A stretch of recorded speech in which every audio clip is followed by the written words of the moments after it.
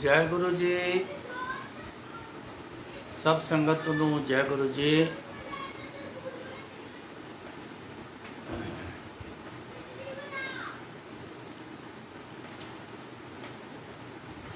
जब से गुरु जी के साथ जुड़ा हूँ, ये उनकी बड़ी अपार कृपा है कि सन 85 से उन्होंने अपने साथ जोड़ लिया। बस फिर कहीं और गुरु जी ने देखने नहीं दिया। सच पूछो तो 85 से पहले देखना तो सब बंद ही हो गया था। अकल से दिखना भी बंद हो गया था, नज़र से दिखना भी बंद हो गया था, रास्ते भी सारे बंद हो गए थे, सब कुछ बंद हो गया था।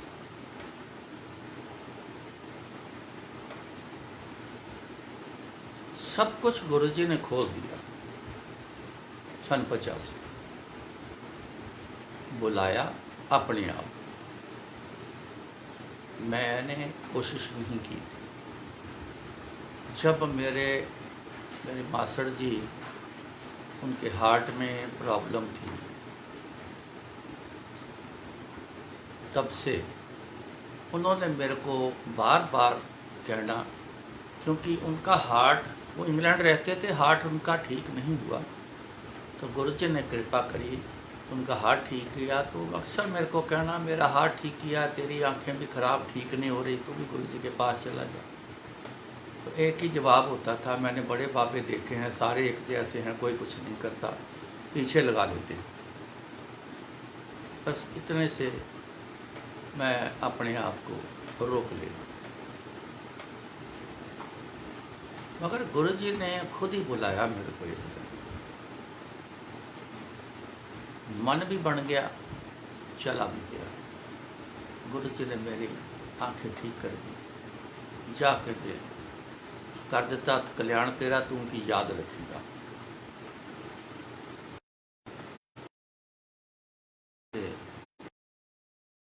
गुरुजी के दर्शन करने के लिए, क्योंकि जिस रात मेरा ट्रीटमेंट किया, आपने सुने हैं सत्संग, जिस रात मेरा ट्रीटमेंट किया था, तो अगली सवेरे ही मेरी 100% विजन वापस आ गई। जब मैं गया था तो मेरे को कोई पता नहीं था उस कमरे में कौन बैठा है, कौन नहीं बैठा, कुछ नहीं समझ आ रहा। तो एकदम से इच्छा जागी कि उस गुरुजी को देखा जाए। चले गए अगले दिन सुबह, पूछते पूछते चले गए। पता नहीं था, एड्रेस नहीं था, इतना था कि बस अड्डे के पास में है कोई, वहाँ कोई कॉलोनी में रहते हैं। किसी से पूछा, उसने बोला कि पीछे मुड़ जाओ, गली आएगी, उस गली में अंदर चले जाओ, सामने टक्कर वाला जो मकान है, वो green park area, bus stand के सामने है ग्रीन पार्क, जलंधर। हम चले गए तो अंदर गए, जाली वाले दरवाजे से देखा। आंटी देख के बोली, कहती वो सामने बैठे हैं, यही हैं गुरु जी।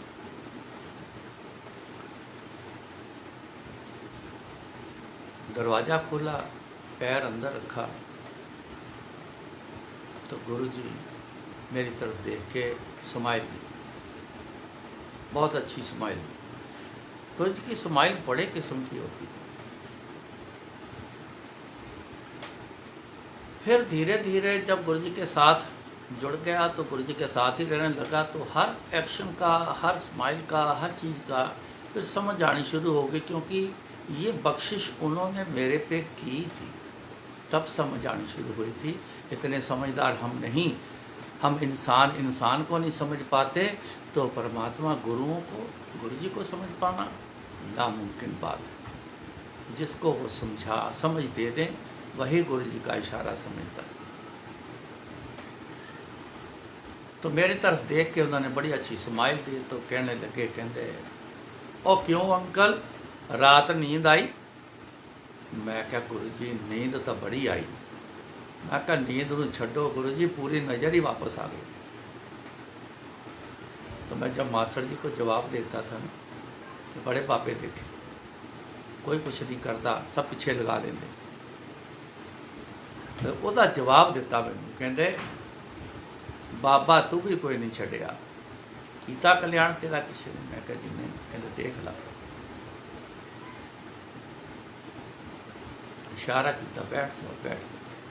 तब से कोई दिन ऐसा छूटा नहीं कि जो गुरु जी के साथ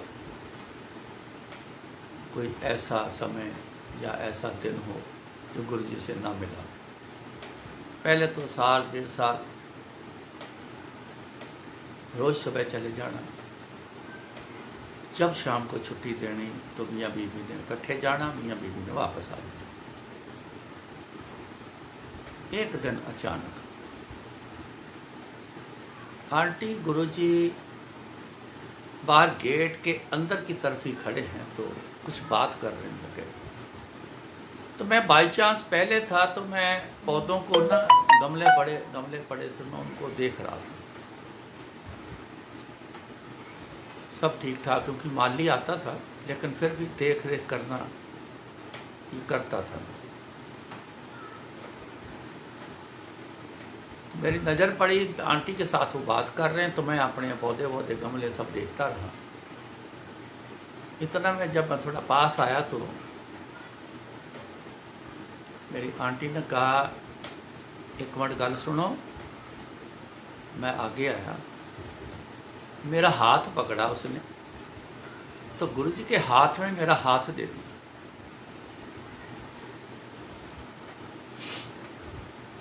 तो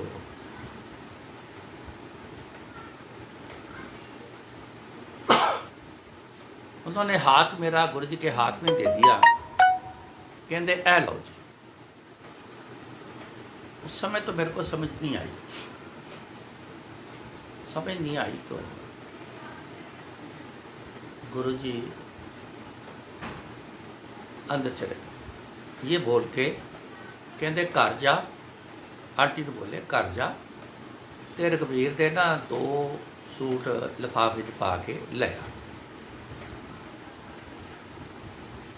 वो संगत में से किसी को साथ लिया, घर चली गई। 2 शर्ट, 2 पैंट, 2 अंडरगारमेंट्स लेके आ गई। मैंने आंटी से पूछा, मेरा हाथ गुरु जी के हाथ में दिया है, ये क्या बात हो रही थी, क्या बात हुई? तो गुरु जी की बात फिर उसने मेरे को बताई। कहते मैनू कहते आंटी तेरे को कुछ मंगना है। कहती मैं थोड़ा जा घबरा गई, ऐसा हमारे पास तो ऐसा कुछ है ही नहीं, हम तो बिल्कुल खाली और बिल्कुल ज़ीरो, कुछ भी नहीं, मतलब सुई तक नहीं, ऐसा पोजीशन।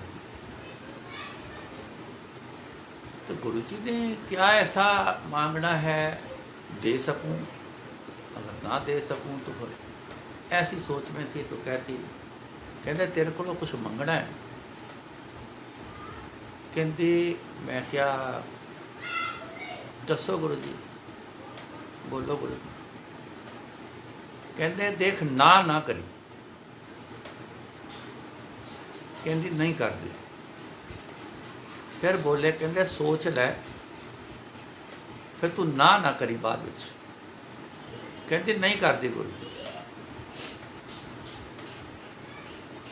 फिर तीसरी बात बोले, कहते बाद में मुकर ना जाए। ये तो मैंने सुना था, बाद में मुकर ना जाए। कहते नहीं मुकर दी। तो गुरु जी बोले, कहते रघबीर मैनू दे दे। तो कहते ता इसलिए आपको बुलाया था और आपका हाथ आपको मैंने गुरु जी के हवाले कर दिया। मैं आंटी की हिम्मत देख के बड़ा दंग हो गया था उससे।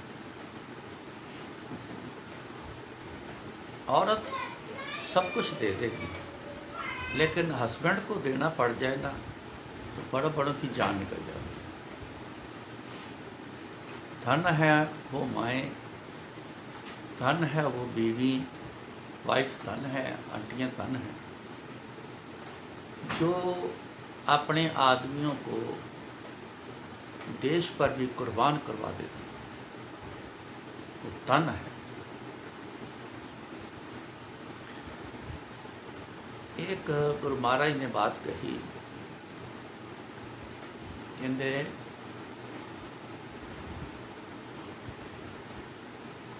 जननी जने तो भगत जने। इसमें माँ आ गई, बहन आ गई, वाइफ आ गई, बेटी आ गई। जो जन्म देती है उसके बारे में बात है। ये किसी एक का इशारा नहीं, एक सिर्फ लेडी का इशारा। जननी जने तो भगत जने, या दाता या सूर। नहीं तो जननी बाज रहे, काहे गवावे नूर।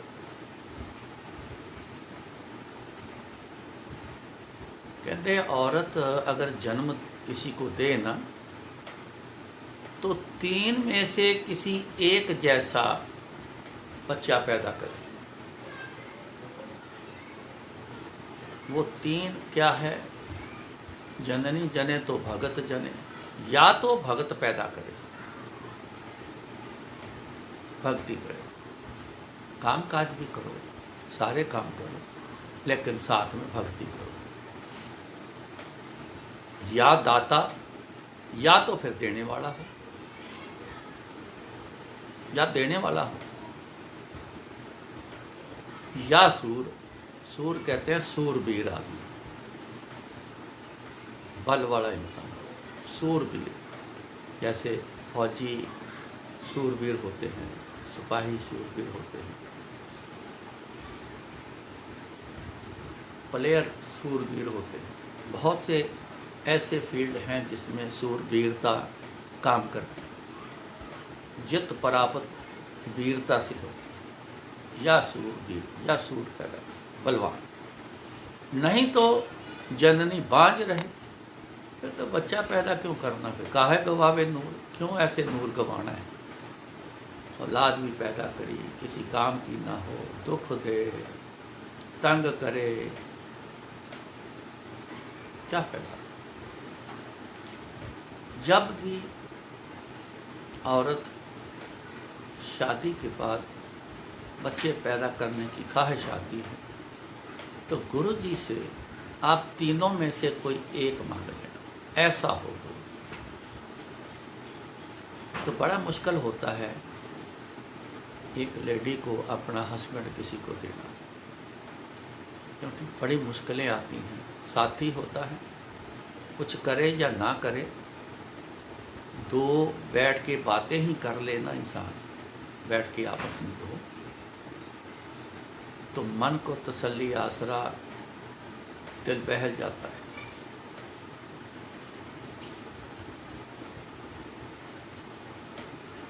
ऐसा गुरु जी ने हमारे साथ बहुत बड़ी कृपा वाला बख्शिश करी।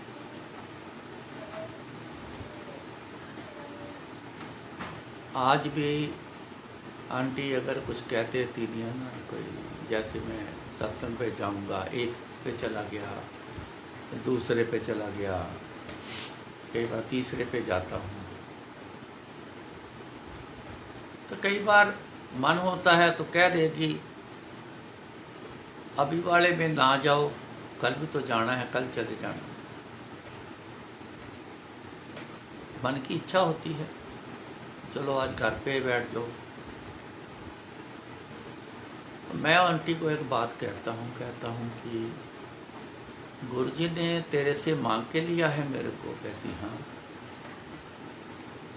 तो उन्होंने कभी ये बोला है तेरे को कि ले भी हुण अपना अंकल वापस ले ले? कहती नहीं। तो मैं क्या आज भी गुरुजी का, फिर तेनू अपनी मर्जी, तू अपनी मर्जी क्यों कर दी कि ना जाऊँ? फिर तू अपनी मर्जी क्यों करती है कि मैं ना जाऊँ? जब भेजने वाले गुरुजी हैं, सेवा लेने वाले गुरुजी हैं, सब कुछ करने वाले गुरुजी हैं, तो फिर बीच में तेरी मर्जी उनके काम में क्यों आ गई? फिर तो स्माइल देके बेचारी चुप कर जाती। सो गुरुजी जिस पे उनका मन आ जाए ना, वैसा ही कर दे।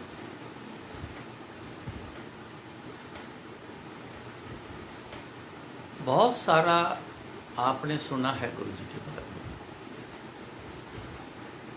कईयों ने देखा भी है। मैं देखने में थोड़ा सा एक बात जरूर कहूँगा, गुरुजी को नहीं देखा है, बहुत कम लोग होंगे जिन्होंने गुरुजी को देखा है। अपनी ज़रूरतों में उलझे हुए, अपनी ज़रूरतों में, चाहत में गुरुजी के सामने जरूर बैठे, आँखों से देखते रहे, लेकिन जो एक गुरुजी को समझना होता है ना, उसको भी एक देखना बोलते हैं।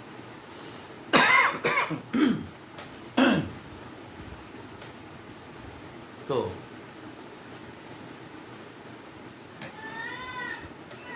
उसको देखना बोलते हैं। गुरुओं को देखना, उनको समझना होता है। आँखों से देखना ये दुनियावी बाहरी रूप है, जो अंदर से देखना होता है वो समझ की बात है।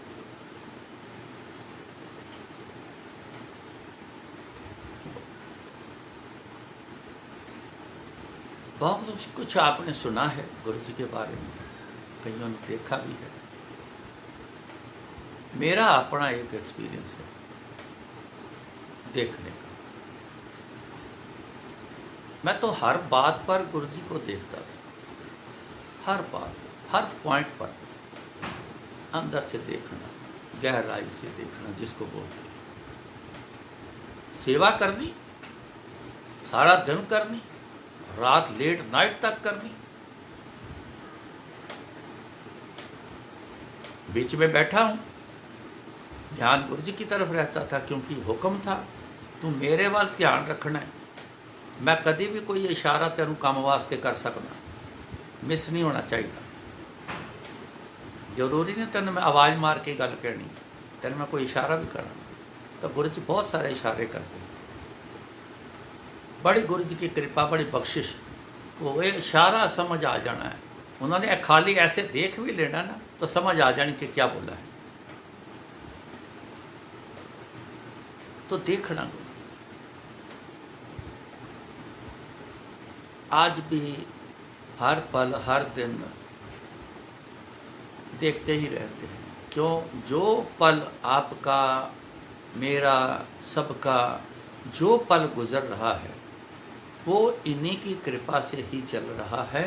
जब ध्यान से देखो तो हर पल में गुरुजी की कोई खासियत जरूर नजर आती है। छोटी छोटी बातें आप पे भी गुजरती हैं, हम पर भी गुजरती हैं। छोटी छोटी बातें कई बार कह देते हैं ऐसा हो जाए, ऐसा हो जाए, ऐसा करना है। गुरुजी के ध्यान रख के अगर कहा है तो वैसा ही हो जाता है। आपके साथ, सबके साथ ऐसा एक्सपीरियंस है। किसी के साथ कम है, किसी के साथ ज़्यादा होगा। जितना ध्यान दे लेंगे उतना ले लेंगे। तो जब पहले तो आना जाना नहीं था,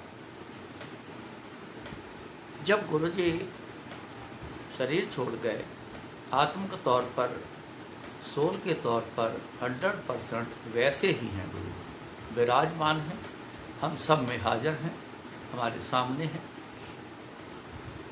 तब से थोड़ा सा एक चेंज आया कि सत्संग बोलना, संगत बोलता पहले भी था। गुरुजी आए दिन करवाते रहते थे कई तरीके से। कई बार तो हॉल में खड़े करना, और ज़्यादातर जो लोग नए नए लोग आते थे, कुछ ऐसे लोग होते थे जिनको थोड़ा सा पहले गुरुजी की समझ आनी देनी जरूरी होती थी। कुछ नास्तिक होते थे, उनके लिए ज़रूरी होता था। तो अपने कमरे में बिठा देना, तो मेरे को इशारा करना, जा सुना जाके सत्संग। तो बड़े बड़े प्रेसिडेंट शंकर दयाल शर्मा, वहाँ से लेके कितने प्राइम मिनिस्टर एक्स भी रहे हैं, वो सब आए हैं। बड़े बड़े ब्यूरोक्रेट्स आए हैं, बड़े बड़े लोग आए हैं, मीडियम के लोग भी आए हैं, गरीब लोग बड़े आए हैं। गुरु जी के पास डरते थे लोग कि यहाँ तो लाल बत्ती वाली गाड़ियाँ ही खड़ी होती हैं, हमको यहाँ कौन पूछेगा। तो इस डर के मारे कोई अंदर नहीं आता था। कभी गुरु जी ने मना नहीं किया था। और गरीब आदमी जब भी अंदर आता था, आते ही उसका पहले काम कर देना, कहना जा तेरा कल्याण कर, तो टाइम वेस्ट ना कर, जाओ अपनी कमाई करो या अपना काम करो। तो उन्होंने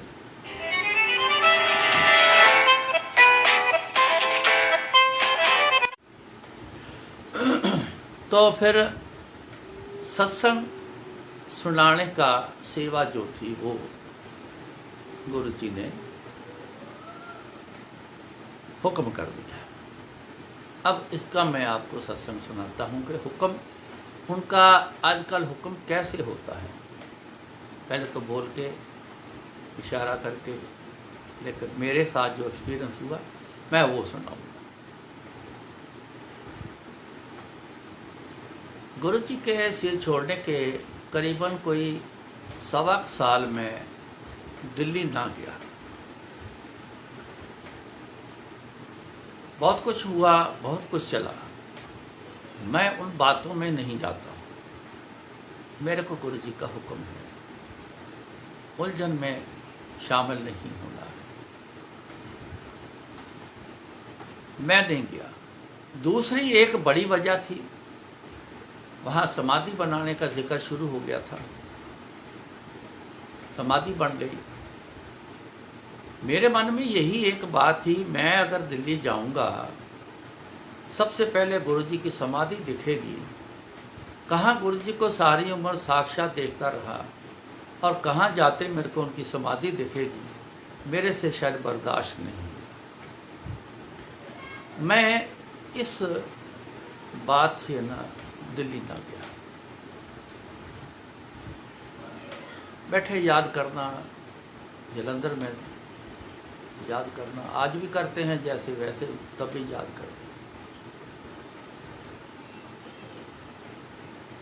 एक दिन सोने लगे, कोई रात 11:15 के करीब समय होगा, 11 के आसपास लगा लो।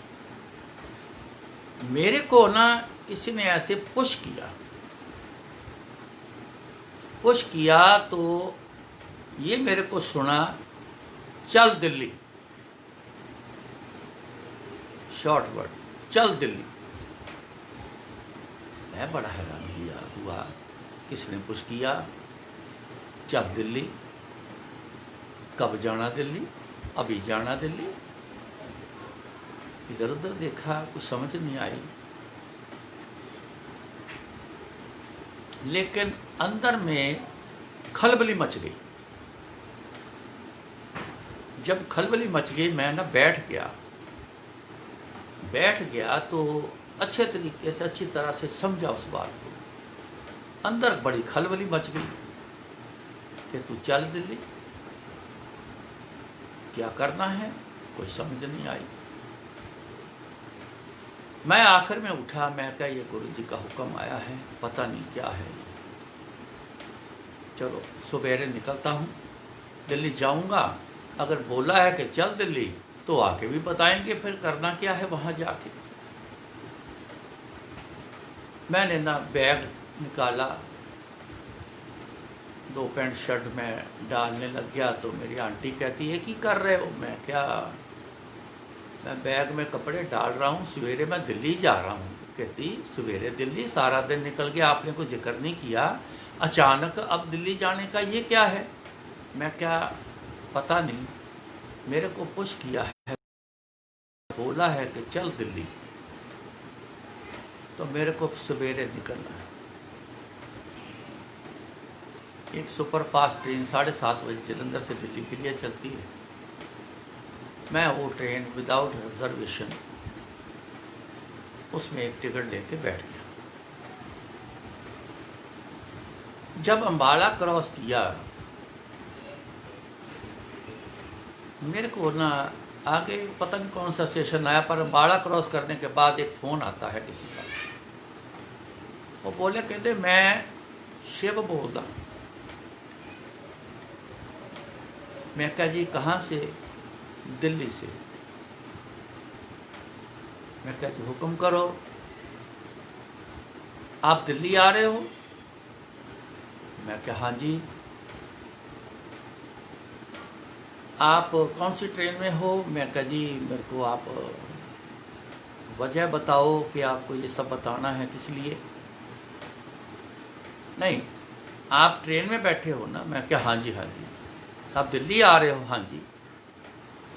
कौन सी ट्रेन से आ रहे हो? मैं कहा सुपर फास्ट से आ रहे। कितने बजे आएगी? इतने बजे। मैं कहा मेरे को आप बात बताओ, आप मेरे से क्यों पूछ रहे हो? मैं आपको जानता नहीं हूँ, मेरे को आप क्यों पूछ रहे हो? कहते हैं जी मैं आपको ऐसे नहीं जानता हूँ, कभी मिला नहीं, लेकिन सुना है ना, आपने मेरे को देखा है, मैं स्टेशन पर लेने आऊँगा। मैं कहा जी नहीं, कोई ज़रूरत नहीं है, मैं अपने आप आऊँगा।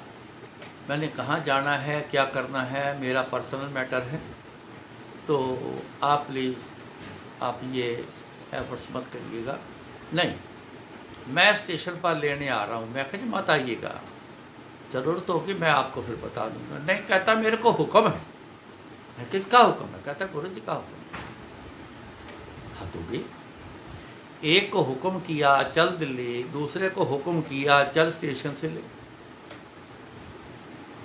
मैं चुप कर गया। मैं कहा चलो ठीक है। कहते आप जब बाहर आओगे तो जो अंदर स्टेशन के अंदर जो गाड़ियाँ उतार के निकलती है वहाँ डिवाइडर बने, मैं किसी एक डिवाइडर के ऊपर खड़ा हूँगा तो हाथ हिलाऊंगा तो आप मेरे को देख लेना। स्टेशन पर उतरा, बाहर आया, बिल्कुल मेरे ऐसे सामने उन्होंने हाथ हिलाया। मैं गया तो मेरी तरफ देख के हंस रहे हैं। मैं कहा जी आप हो शिव अंकल? हाँ जी, जय गुरु। आओ जी। गाड़ी में बैठे। खैर उन्होंने पहले पूछा तो पहले चाय वाय यहाँ बाहर पियोगे कि घर चलें सीधा? मैं कहा जी घर चलो सीधा। ना सॉरी, उन्होंने बोला घर चलेंगे। मैंने कहा कि नहीं जी घर नहीं जाना, मैंने पहले गुरु जी के मंदिर जाना भाटी में। नहीं, पहले घर चल के खा पी के फिर चलते। मैं कहा जी नहीं, मैं जिस काम से आया हूँ मैं उसी काम में मैं पहले रहूँगा। हम मंदिर चले गए। रूटीन के हिसाब से मैंने पूरा मंदिर के अंदर चक्कर लगाया, हर चीज़ को देखा जैसे मैं शुरू से देखता था। बढ़ने के बाद भी जाना, चक्कर मारना, आके गुरु जी को बताना, हाँ भाई की देख के आया? हाँ जी गुरु जी है, सब ठीक है, सब बढ़िया है, सब चंगा है, ऐसे फूल आ गए हैं, इतने बड़े आए हैं, ये हुआ है, वो सब बताना। मैंने पूरा चक्कर लगाया। लगाने के बाद 10 मिनट बैठा, गुरु जी की तरफ ध्यान लगाया, फिर हम वहाँ से उनके घर आ गए। खाना वाना खाया। क्या प्रोग्राम है आपका? मैं कहा जी कल सवेरे मेरे को शान पंजाब पकड़ा देना।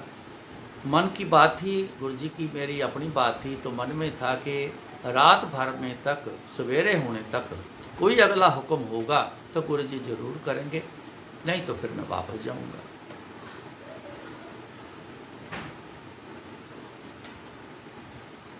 मेरे को बोले, कहते आप एक दिन रुक जाओ। मैंने कहा जी नहीं, क्या करूँगा रुक के? कहते आपको पता है यहाँ सत्संग शुरू हुए हैं? मैं क्या हाँ सुना है, कल सत्संग है, सत्संग अटेंड करके चले जाना। मैंने 2 मिनट उसको ध्यान दिया, चलो रुक जाता हूँ, क्योंकि जैसे सत्संग की शुरुआत गुरु जी ने वो भी मेरे से ही करवाई है, इसकी रूपरेखा भी वो मेरे से ही तैयार करवाई। देखते हैं संगत कैसे करती है, उसमें अगर कोई जो रूपरेखा तैयार करवाई है उसमें कोई अगर कोई बात रह गई है तो मैं वो पूरी करा दूंगा कह के, क्योंकि जो शेप बनतर बनवाई है वही होनी चाहिए। उस ख्याल से हम सत्संग में चले गए। 12:30 से 2:30 बजे का सत्संग था, दोपहर का। जाके बैठ गए। बीच में लोगों को किसी ने पहचाना होगा, किसी ने बताया होगा, तो जी रघुवीर अंकल आए हैं जो गुरु जी के साथ रहते थे।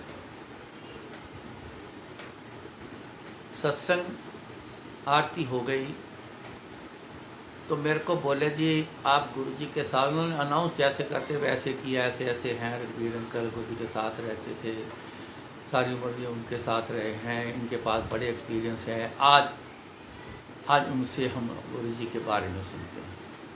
मैंने सत्संग शुरू कर सुनाए।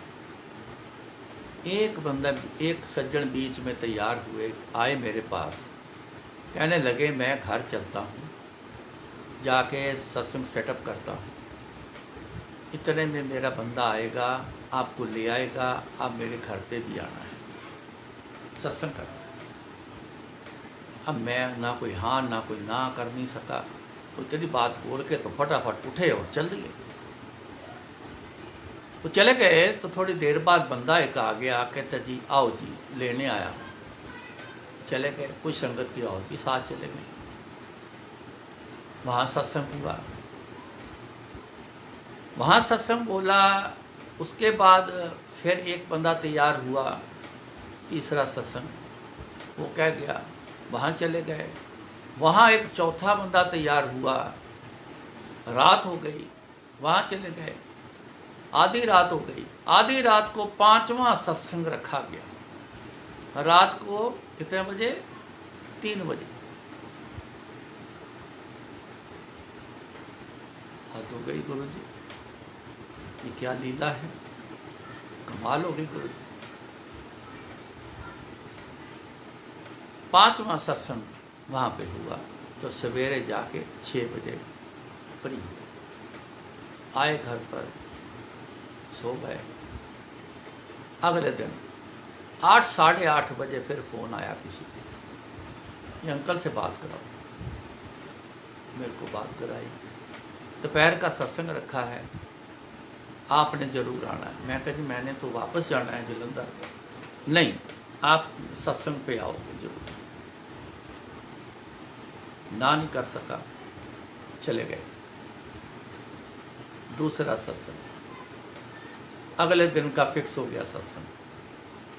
ऐसे करते करते 27 दिन गुरुजी ने सत्संग की वो लड़ी चलाई कि मेरे को उस सत्संग में बिजी कर दिया, जलंधर नहीं जाने दिया।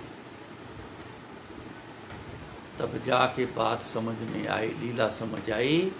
तो उस दिन जो मेरे को पुश किया, चल दिल्ली,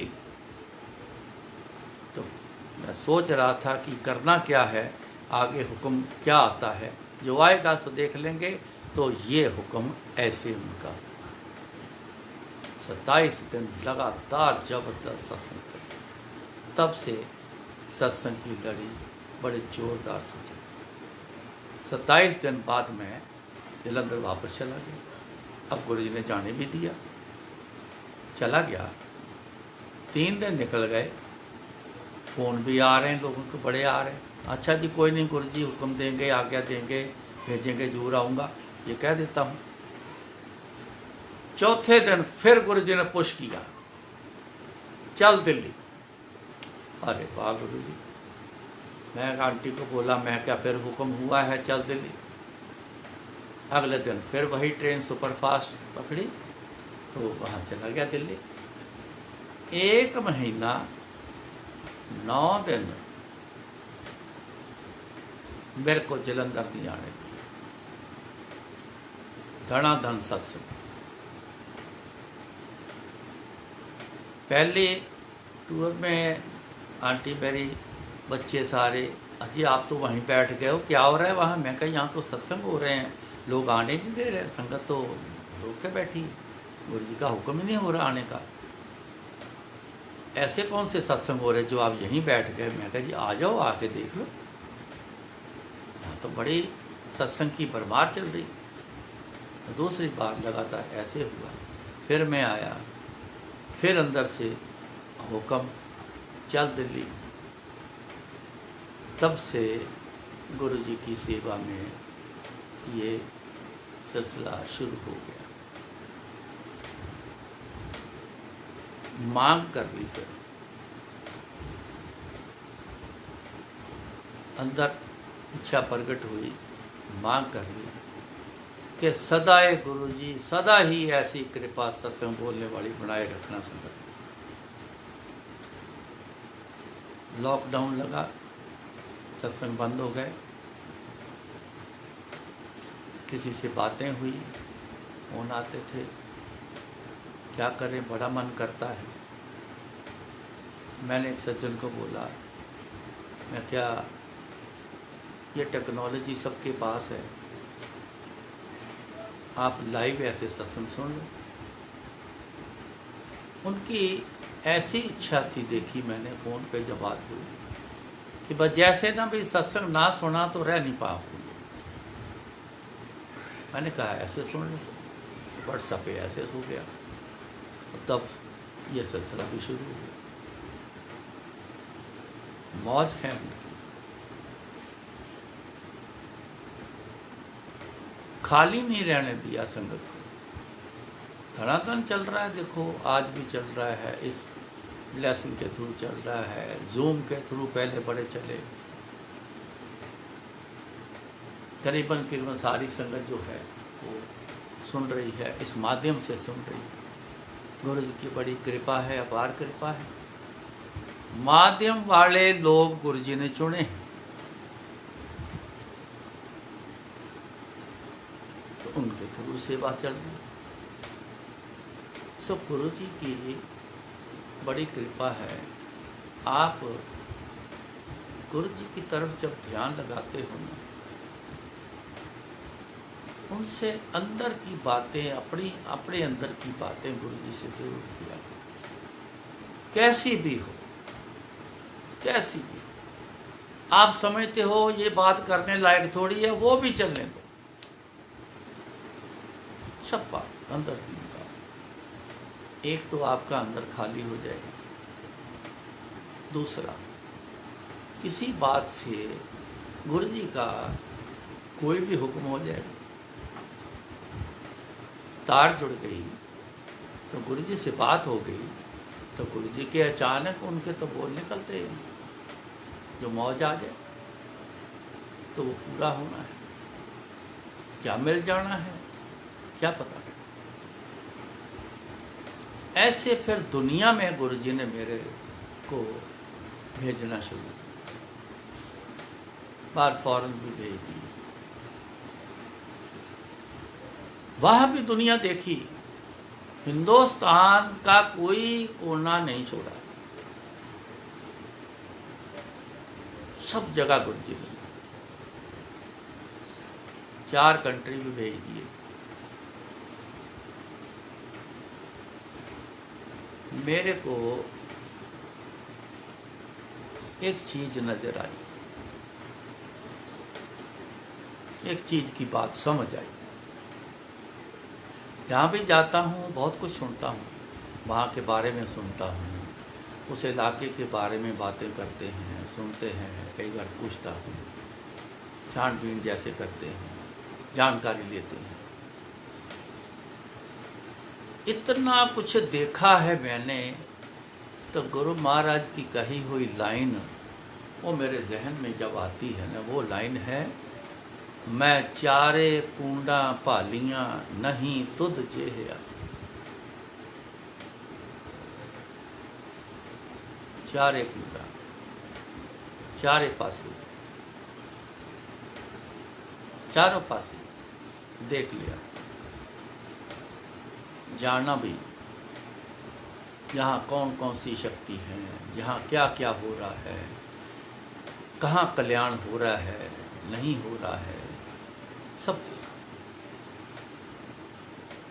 पर एक बात संगत जी जरूर समझ लेना, कि नहीं तो जे है गुरु जी तुहाडे वर्गा मैं नहीं कोई देखे मिलते भी हैं, कई लोग सुन के मेरे पास आए भी हैं। आप हैरान हो जाओगे गुरु जी की बहुत ऐसी सोल रूहें भी मेरे पास आती आ गई।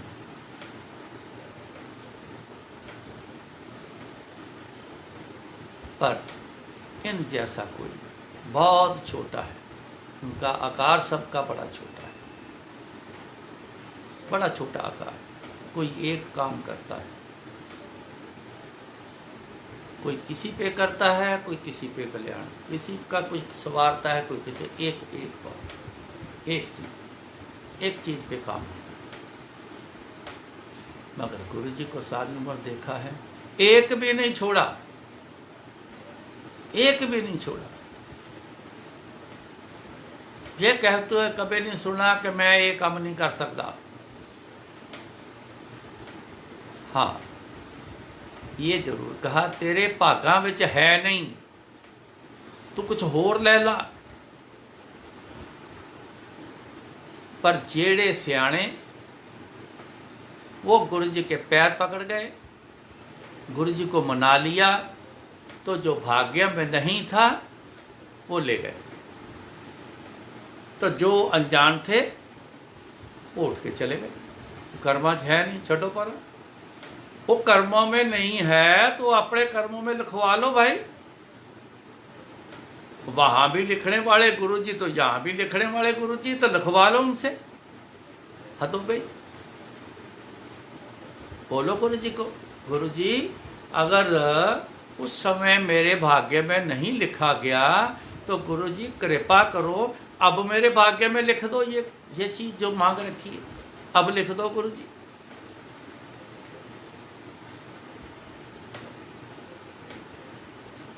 इसलिए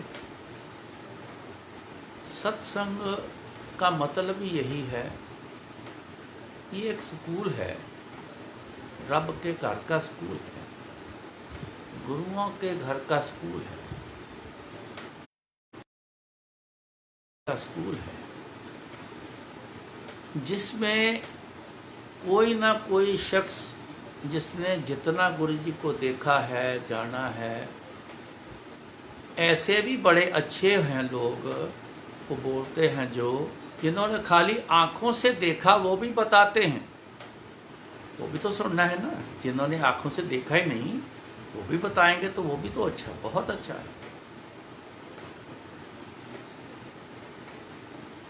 ये स्कूल है, जानकारी मिलती है गुरु जी के बारे में।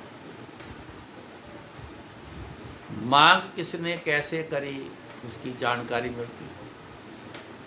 किसी ने कैसे गुरु जी की तरफ ध्यान दिया, गुरु जी की तरफ ध्यान लगाया, किसी ने कैसे तरह से याद किया, किसी को दर्शन दे गए, किसी की मुराद पूरी कर गए, किसी को साइन बना के दिखा दिया, किसी को कुछ कर दिया, ये भी तो पता चलता है ना, समझ तो आती है ना कैसे करना। सत्संग जो है ये हमारे को बहुत कुछ सिखाता है, और ये अपने सत्संग जो हैं संगत के, ये गुरु जी के बारे में बहुत कुछ सिखाते हैं।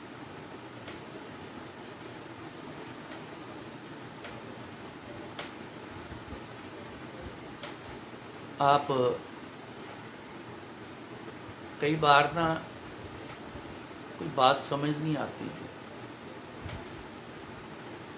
गुरु जी को भी लोगों ने कहीं ने कहना, गुरु जी ए शब्द लगे आ समझ नहीं आती, गुरु जी ये की मतलब है। तो गुरु जी ने पता की कहना, तैनू समझण दी की लोड़ है, जोर ना दे, आया करो, बैठया करो, सुनिया करो। सुनते सुनते एक दिन तुहानू आपे समझ आनी शुरू हो जानी। आपे किदा आते रहो, गुरु जी के सत्संग आज सुनते रहो, कोई बात नहीं समझ आती तो आपे का मतलब गुरु जी अपने आप आपको समझा देना, मौजानी ना अपने आप आपको समझा देना। एक ही इशारा ऐसा करना है सदा के लिए हर बात समझ आनी शुरू हो जानी। फिर ऐसे मौज में आते कहते हैं सी आंदे रहा करो, सुनते रहा करो। संगत में बड़े से ऐसे हैं सज्जन पुरुष जो कहते हैं, बात होती रहती हैं, कहते हैं मैं तो सत्संग सुनता ही रहता हूँ, समझ आए ना आए मैं सुनता रहता हूँ। तो फिर मैं ये गुरु जी की बात उनको जरूर याद कराता हूँ। यही गुरु जी कहते थे एक दिन ऐसा आएगा जब मैं कृपा कर दूँगा। ये मतलब मैं उनकी बात की जो इशारा उसको बोल रहा हूँ, लेकिन वो कहते थे फिर आप एक दिन समझ आ जाएगी। मतलब जिस दिन मेरी मौज आएगी मैं उस दिन एक नज़र ऐसी करूँगा ये सब समझ आना शुरू हो गया। तो सुनते रहो, अपने आप सब समझ आना शुरू हो जाएगा। ये गुरु जी का स्कूल है। सो बड़े भाग्यशाली हैं संगत जो सत्संग में आते हैं, सत्संग सुनते हैं। पर कई लोग बड़ी जल्दीबाजी करते हैं।